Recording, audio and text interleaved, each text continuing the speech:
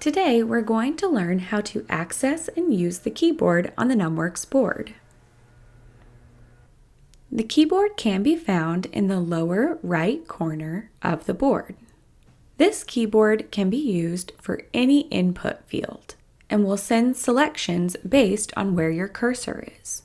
For example, if I have my cursor in this grapher card and I input y equals x plus 4, I can input the expression y equals x plus 4. I can also click on the calculations and send inputs from the keyboard to calculations. For example, the square root of 75. The keyboard has a lot of things to explore. For example, the shift icon will provide you more access to additional functions. The ABC button will provide you access to alphabetical keyboards. The 1, 2, 3 button will take you back to your basic calculation keyboard.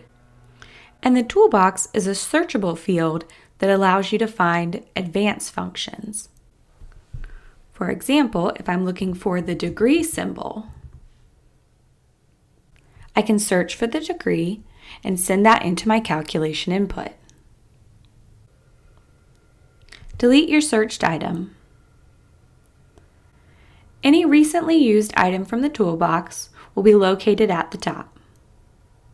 Now you can input any calculation or graph any expression.